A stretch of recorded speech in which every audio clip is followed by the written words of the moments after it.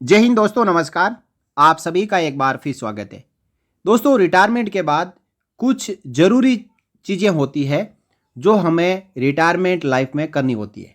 Retirement के बाद हमारे डॉक्यूमेंटेशन, हमारे पेंशन पेमेंट ऑर्डर, हमारे डिस्चार्ज बुक, हमारे बैंक अकाउंट, आधार कार्ड, पैन कार्ड, इसके साथ तमाम ऐसी चीज़ें जिनको हमेशा अपडेट रखना बहुत ही ज़रूरी है।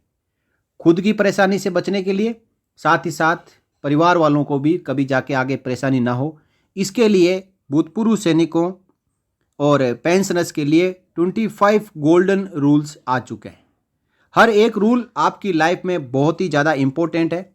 हर एक रूल को आप समझें और इन 25 रूल में से आपकी रिटायरमेंट लाइफ में कितने रूल है जो इम्प्लीमेंट नहीं हुए, या फिर उस रूल से जुड़ी हुई कुछ कमियां आपके डॉक्यूमेंटेशन में है, उनको इन रूल्स को समझने के बाद तुरंत दूर करें, अपडेट करें, दुरुस्त करें। देखिए, retirement from military life is a huge step that requires good planning. Veterans need to make sure their paper work is correct to prevent any issues. We have created an easy 25-point checklist for you. This list will show you what mistakes you should watch out for and the problems they could cause. It's made to help all veterans avoid these common errors for a better retirement. यानी retirement एक good planning के साथ करनी चाहिए और veteran को चाहिए कि आपके जो पेपर वर्क है बिल्कुल करेक्ट रखें ताकि किसी प्रकार का कोई इश्यू आपकी लाइफ के साथ में ना हो। इसलिए 25 पॉइंट की चेकलिस्ट आपके लिए यहाँ पे जारी की जा रही है। इसमें आपको ये बताया जाएगा कि कौन कौन सी ऐसी मिस्टेक है जिनको आपको दूर करनी है और इन प्रॉब्लम को दूर करना है। ये 25 पॉइंट सभी वेटरन्स, फैमिली पेंशनर्स की हेल्प के लिए, मदद के लिए बनाए गए हैं ताकि आप रिटायरमेंट लाइफ में अपनी बेटर लाइफ को जी सकें। In the article you will see A clear 25 point checklist of these mistakes and the troubles they can bring which every veteran should avoid. यानी हर एक भूतपूर्व सैनिकों को इन 25 मिस्टेक्स को हमेशा अवॉइड करना चाहिए, इनसे बचना चाहिए। सबसे पहला, not registering with the district soldier board, failing to register with the Zila Sainik board and not having a Jilla Sainik Board identity card can lead to missed benefits and services available to veterans. Retirement के बाद एक veteran को सबसे पहले अपनी discharge book के साथ और फैमिली डिटेल के साथ अपने जिला सैनिक बोर्ड में विजिट करना होता है। साथ में आधार कार्ड और पैन कार्ड भी रखें और पेंशन पेमेंट ऑर्डर आ गया है तो उसको भी साथ लेके जाएं और अपने आप को पहले जिला सैनिक बोर्ड में रजिस्टर करवाएं। वहाँ पे भूतपूर्व सैनिकों का एक रजिस्टर होता है, साथ ही साथ एक री एम्प्लॉयमेंट रजिस्टर होता है और एक आइडेंटिटी कार्ड इशू रजिस्टर होता है। तो अपने आप को एक्स सर्विसमैन के तौर पर रजिस्टर करवाने के बाद आई कार्ड जारी करवाएं और साथ ही साथ अपने आप को री एम्प्लॉयमेंट के लिए रजिस्टर करवाएं। तो सबसे इम्पोर्टेंट काम होता है रिटायरमेंट के बाद पहला काम कि अपने आप को जिला सैनिक बोर्ड में रजिस्टर करवाएं। अब देखिए दूसरी इंपॉर्टेंट बात, not updating permanent address. If your service record and discharge book doesn't reflect your current permanent address, it can cause issues with correspondence and benefit disbursement. Retirement के 4-5 साल तक पीओआर और रिकॉर्ड ऑफिस से आपके घर पे लेटर आते हैं। ये लेटर कई चीज़ों से जुड़े होते हैं, आपके पोस्ट डिस्चार्ज क्लेम से जुड़े होते हैं, कभी आपका कोई सेटलमेंट हुआ है उससे जुड़ा हुआ लेटर आपको भेजा जाता है, या रिकॉर्ड ऑफिस को कभी आपसे कोई डॉक्यूमेंट की ज़रूरत है, इसको लेकर भी लेटर भेजे जाते हैं। इसके लिए चाहिए कि रिकॉर्ड ऑफिस में आपका एड्रेस वही अपडेट हो जिस एड्रेस पे आप आज रिटायरमेंट के बाद रह रहे हैं। अक्सर ऐसा होता है कि हमारा परमानेंट एड्रेस ही कोरेस्पोंडेंस एड्रेस रहता है, इसलिए आप अपना कोरेस्पोंडेंस एड्रेस सही से रिकॉर्ड ऑफिस में अपडेट करवाएं। साथ ही साथ अपने डिस्चार्ज बुक और पेंशन पेमेंट ऑर्डर में भी जो करंट आपका होम एड्रेस उसको अपडेट करवा के रखना चाहिए ताकि कोई भी इम्पोर्टेंट जानकारी या पत्राचार, कोई लेटर आपके घर पे आ रहा हो तो करेक्टली डिलीवर हो सकें और आप उस लेटर को पढ़कर क्या कार्रवाई करनी है वो कार्रवाई कर सकें। नेक्स्ट है pension book errors. A pension book that only lists your spouse as a nominee for the remaining account balance without provision of a family pension can lead to financial difficulties after you demise. यानी जो pension book है जिसमें PPO, discharge book और अन्य document शामिल होते हैं, इसमें आपकी जो स्पाउस है, पति या पत्नी, उसको नॉमिनी के तौर पर दर्ज करवाना जरूरी है। साथ ही साथ उनका डेट ऑफ बर्थ और नाम करेक्टली अपडेट हुआ होना चाहिए। और इसमें जो पेंशन बुक है, इसमें जितना भी जो बैलेंस है उसको हमेशा अपडेट रखना चाहिए। पेंशन बुक में आपकी जो पेंशन खाते की पासबुक भी शामिल हो जाती है, तो उसको भी हमेशा अपडेट रखना चाहिए ताकि पता चल सके कि खाते में कितने पैसे हैं। यदि ऐसा नहीं होता है तो एक पेंशनर के देहांत के बाद जो फैमिली पेंशनर है उसको कई तरीके की वित्तीय समस्याएं हो सकती हैं। फोर्थ पॉइंट है इनकम्प्लीट पेंशन पेमेंट ऑर्डर, यानी अपने पीपीओ का पूरा ना होना। A PPO that doesn't include your spouse name and date of birth is not jointly notified, which means your spouse may not receive a pension after your death. बहुत जरूरी है कि रिटायरमेंट के बाद डिस्चार्ज बुक और pension payment order में पूरी family detail हो, पूरे डिपेंडेंट की डिटेल हो और नेक्स्ट ऑफ किन सही तरीके से दर्ज हो, नेक्स्ट ऑफ किन का नाम सही लिखा हो, डेट ऑफ बर्थ सही लिखा हो। ये तमाम जानकारियां यदि अपडेट सही से रहेगी तो एक सर्विस पेंशनर की डेथ के बाद फैमिली पेंशन तुरंत स्टार्ट हो जाएगी। यदि ऐसा नहीं होता है तो ढेरों समस्याएं सामने आ जाएगी। पांचवा point, discrepancies in spouse detail. Incorrect name और date of birth of your spouse in the PPO which doesn't match Aadhaar और PAN card detail can lead to verification issues. देखिए, जब भी फैमिली पेंशन स्टार्ट होगी तो Aadhaar card, PAN card, bank account में, PPO में और डिस्चार्ज बुक में फैमिली पेंशनर का नाम और जन्म तारीख एक जैसी होनी चाहिए। यदि एक जैसी नहीं है तो इसका मतलब फैमिली पेंशन तुरंत स्टार्ट नहीं होगी, अब सुधार करवाना होगा। इससे अच्छा है कि आज ही चेक कर लें आपका डिस्चार्ज बुक, पीपीओ, बैंक खाते में नाम, आधार कार्ड और पैन कार्ड में सब में एक जैसा नाम होना चाहिए, एक ही डेट ऑफ बर्थ होनी चाहिए, आपकी खुद की भी और अपने पति या पत्नी की भी, जिससे कि आगे जाके किसी प्रकार की समस्या ना हो। नेक्स्ट है missing spouse date of birth. देखिए 1985 से पहले जो स्पाउस की केवल एज लिखी जाती थी, डेट ऑफ बर्थ नहीं होती थी। यदि उस समय के रिटायरीज आज भी है तो अपने पीपीओ को उठाएं और उसमें स्पाउस की डेट ऑफ बर्थ को अपडेट कराएं। नेक्स्ट है children's detail not recorded. Not having your children's correct name and dates of birth recorded in your service records can affect their eligibility for benefits. देखिए, जब पति पत्नी दोनों के ना रहते हुए जो बेनिफिट है वो बच्चों को मिलते हैं, तो जरूरी है कि बच्चों का नाम और जन्म तारीख भी पीपीओ में और डिस्चार्ज बुक में करेक्टली अपडेट हो।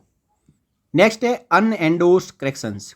If you have applied for corrections in your service records regarding your spouse और childrens names and date of birth and received part 2 orders for naval pension, army pension order, part 2 order जो भी हो, army, air force, navy के जो daily occurrences order होते हैं वो, but these are not endorsed in your discharge book by the Zila Sainik board, it can invalidate the changes.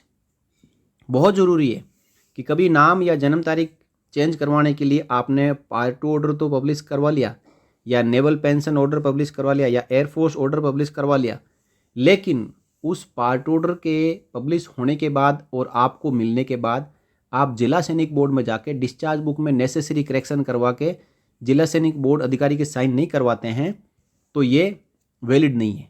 क्योंकि जब भी आपसे मांगा जाएगा तो आपसे पार्ट ऑर्डर नहीं मांगा जाएगा, आपसे डिस्चार्ज बुक मांगी जाएगी, पेंशन पेमेंट ऑर्डर मांगा जाएगा और उसमें आपने एंट्री करेक्ट नहीं करवाई है। हालांकि रिकॉर्ड ऑफिस में चेंज हो चुका है, सीट रोल में चेंज हो चुका है और आपको पार्ट ऑर्डर की कॉपी भी मिल चुकी है, लेकिन आपकी डिस्चार्ज बुक और पीपीओ में वो अपडेट नहीं है, तो इसका मतलब ये वैलिड नहीं है।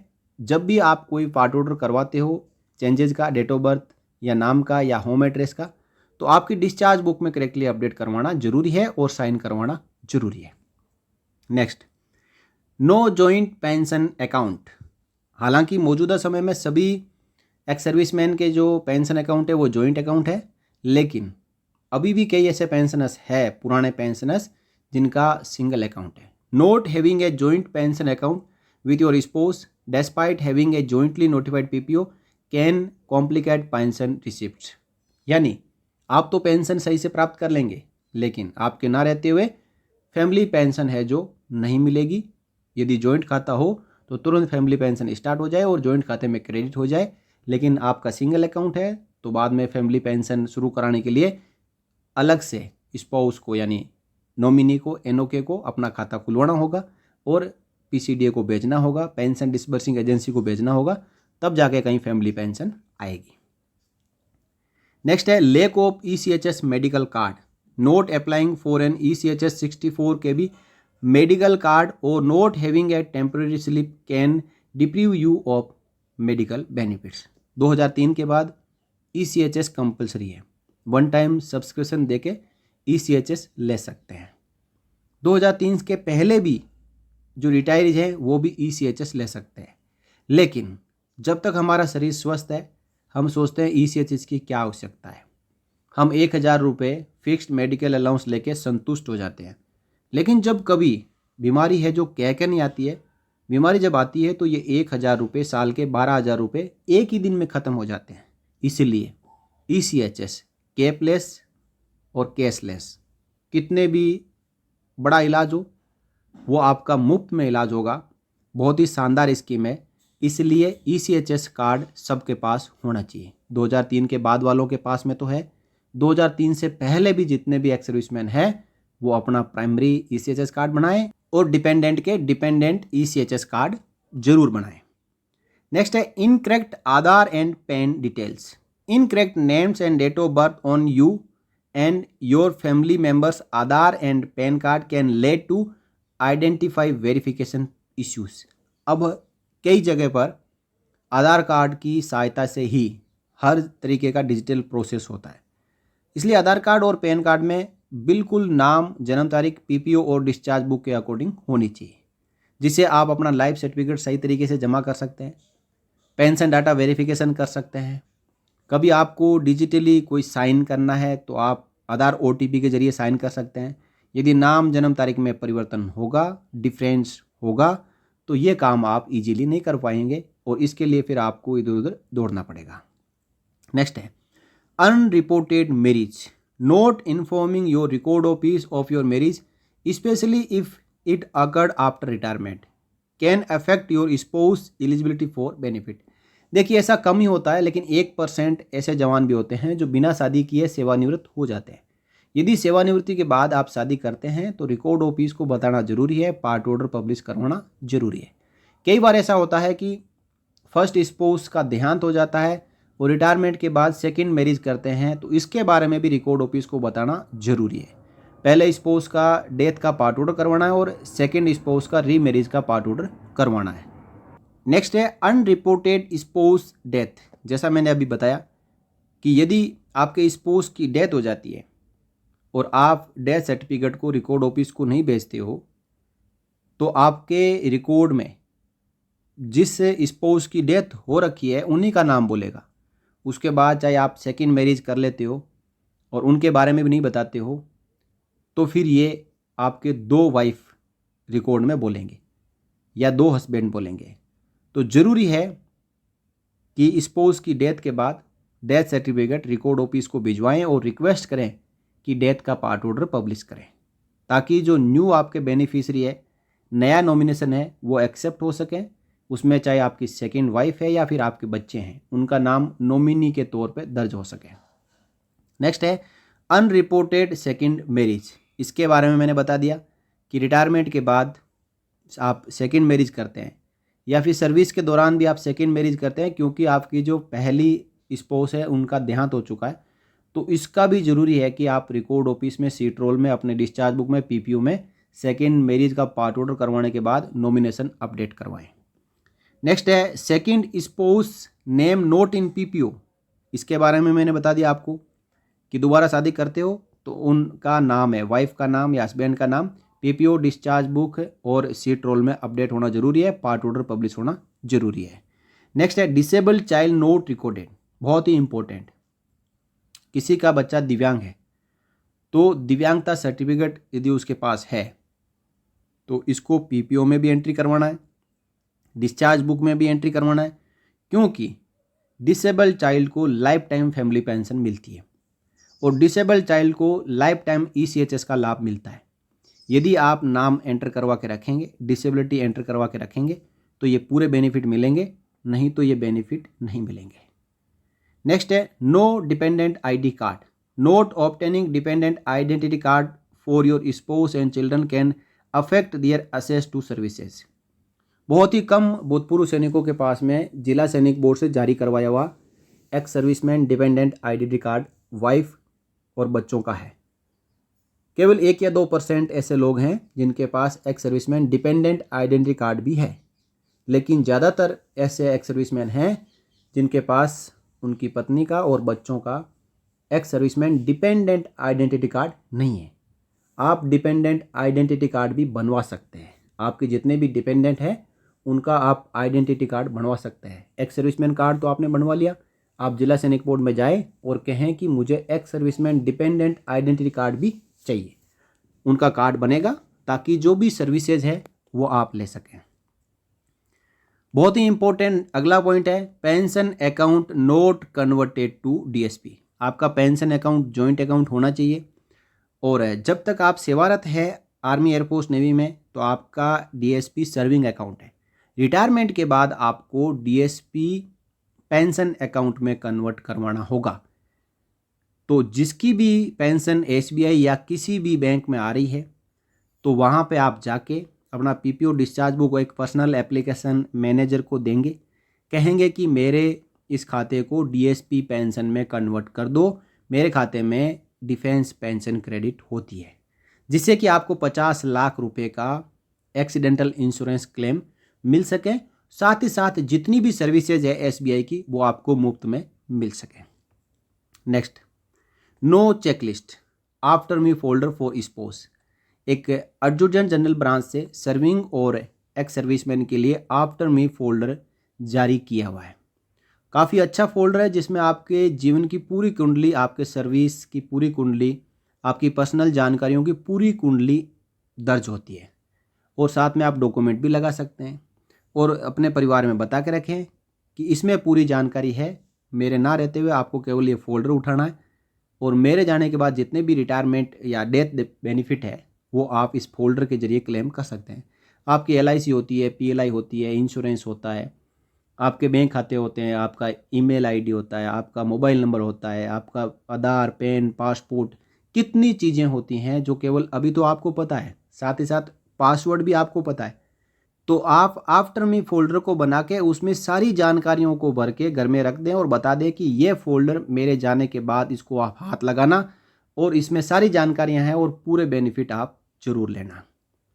नेक्स्ट है undisclose document locations, not informing your spouse of the location of important service and civil document can create difficulties in assessing necessary information. यानी आपके जितने भी डॉक्यूमेंट है, चाहे आपने कहीं भी रखे हैं, अपने घर पे रखे हैं या बैंक में रखे हैं या कहीं लॉकर में रखे हैं, उनके बारे में पूरी जानकारी अपने परिवार को बता के रखें ताकि उनको किसी प्रकार की परेशानी ना हो। नेक्स्ट है unfamiliarity with important offices, not showing your spouse important offices that deal with your post retirement affairs such as Zila Sainik board, bank branch, ECHS office, army station headquarter etcetera can leave them unaware of where to seek help. बहुत ही ज़रूरी है कि आपका bank account किस bank में, किस branch में है, आपका जिला सैनिक बोर्ड कौन से ज़िले में और कहाँ पे लोकेशन है, साथ साथ आपका स्टेशन हेडक्वार्टर कौन सा लगता है और उसका लोकेशन क्या है, आपका जो कैंटीन जहाँ से आप कैंटीन कार्ड बनाया वो कहाँ से आपने बनाया है, इस पर्स का नज़दीक का सर्विस सेंटर कहाँ है। ये सब जानकारियाँ कभी आप जाते हो तो अपने स्पाउस को भी साथ में ले जाओ और ज़रूर दिखाओ कि ये ऑफिस यहाँ पे है ताकि आपके ना रहते हुए कभी उनको मदद की ज़रूरत पड़े तो वो बिना पूछे इधर उधर भटके सीधा ऑफिस में जाएं और ज़रूरी काम वहाँ पे निपटा के आएँ। नेक्स्ट है no contact list. Not creating a list of important offices and individuals names and contact details useful post retirement for your spouse can hinder their ability to reach out for assistance. देखिए, important contact number record office का, PCDA का, army headquarter का, ECHS का, bank का, उसके बाद में और भी कई सारी चीज़ें हैं, उनका सब का एक कॉन्टैक्ट लिस्ट होना चाहिए, जिससे कि जो स्पाउस है या डिपेंडेंट है ज़रूरत पड़ने पर वहाँ पे संपर्क करें और वहाँ से जो भी असिस्टेंस चाहिए, मदद चाहिए, वो प्राप्त करें। नेक्स्ट है unspecified nominee. Not mentioning nominee for your pension and other bank और post office account can lead to dispute and delay in benefit disbursement. Next of kin, जहाँ पे भी वित्तीय लेन देन होते हैं वहाँ पे next of kin correctly update होना जरूरी है। नेक्स्ट है अनडिस्क्लोज्ड असेस information. Not informing your spouse about various login IDs and passwords needed to operate your mobile phone, laptop, computer, online bank account, financial account and ATM card can prevent them from managing these assets।